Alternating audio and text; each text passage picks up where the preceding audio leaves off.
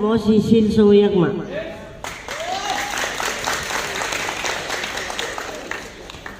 Ang rason ko nganong siya akong gipili tungod kay akong nakita nga siya alerto sa grupo ining IPs o doon na siya kaya talento. Thank you. Barangay Dayawan, Ray Panhay. May buntag sa tanan. Ang akong ikasulti din ang waylain akong ikatuboy din sa lunsod sa Bilay ba waylain si Dato Silso Yagma.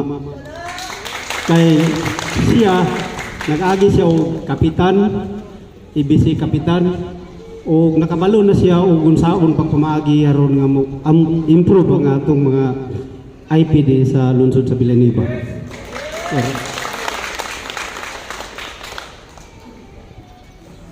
Maayong buntag sa tanan. Ako taga Barangay San Martin, ako si Richard Sambaan.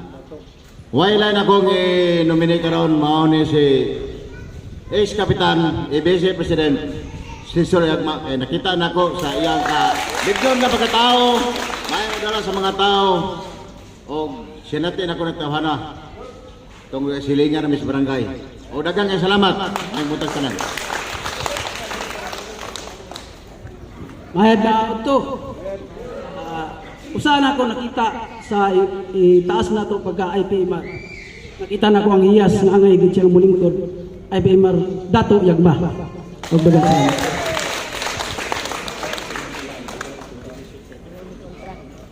Sige, dirita sa di.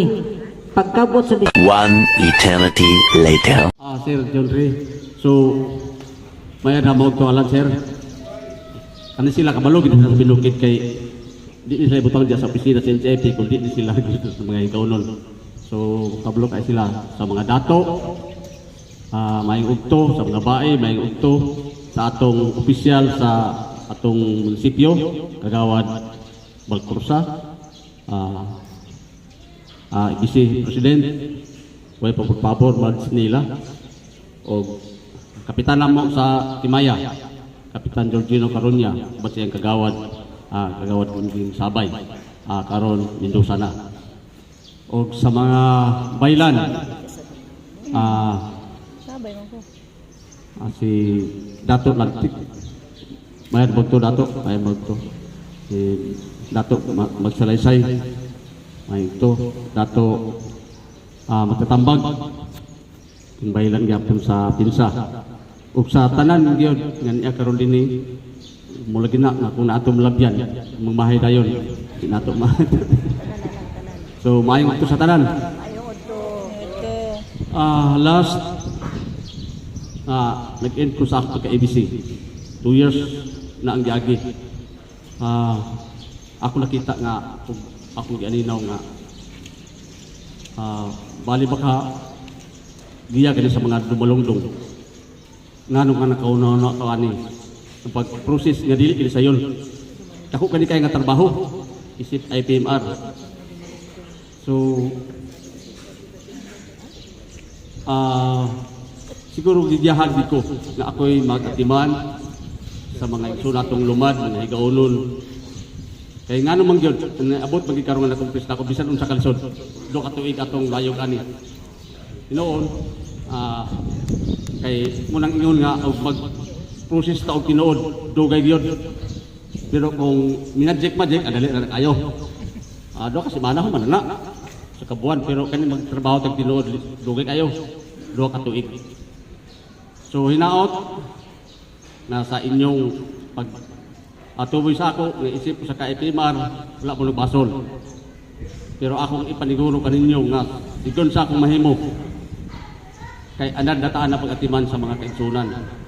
So maningkamutan, naa sila sa kagawad, o atong ibisis, kapitan. Nakauban niya nato diya sa Sangguniang Bayan, nga mo'y mga padangat sa mga hinanglanon o problema upang hinanglon sa atong mga igsong lubad.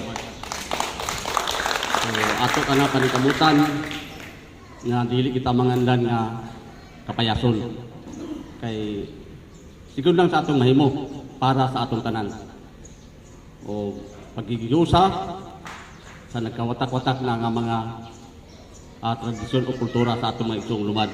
Ato na panikamutan, ato siyang ma-plastar o pagpagita sa mga panginabuhian sa atong mga membrong o dyan sa nagkalaing katilingban, sa atong katilingban lugar sa Igaunon.